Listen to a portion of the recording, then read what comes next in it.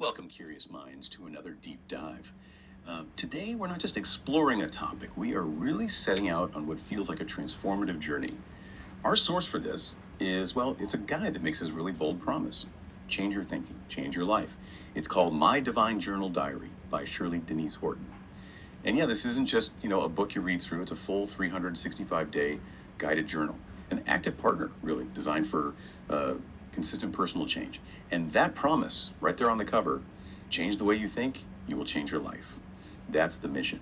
So today, our goal is to unpack how. How does this journal actually aim to do that? We'll look at the prompts, the structure for reflection, and the spiritual side woven in. You might be surprised, actually. Yeah, what's really fascinating here, and I think often missed, is just the sheer power of a simple, structured daily practice. Lots of us have these vague goals like, I want to be more positive or I need to fix my mindset. But this journal gives you something really concrete, actionable. It's about turning those kind of fuzzy wishes into daily steps that can genuinely impact your thinking and, well, your whole life's direction.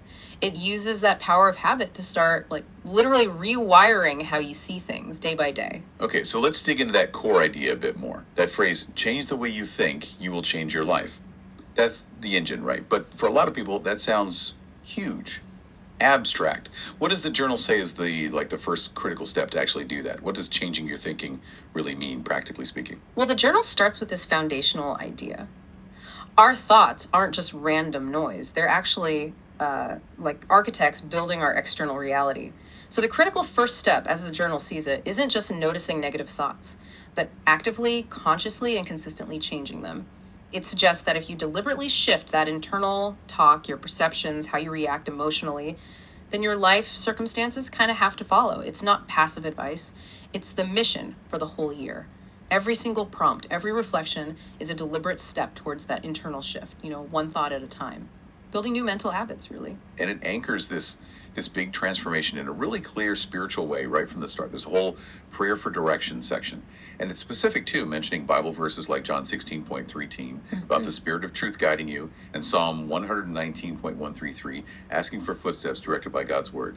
Exactly. And if you connect that to the bigger picture, well, these scriptures give it a really solid spiritual grounding. It offers guidance, sure, but also psychological comfort. This framework means it's not just about belief. It gives the whole journey a sense of deep purpose and divine backup. It frames the self-reflection not just as looking inward, but as part of this bigger spiritual search for truth and alignment. For many, that suggests you're not alone in this, which can really lessen the anxiety that sometimes comes with deep personal work, makes it feel safer, more purposeful. Right, that makes sense. And that feeling of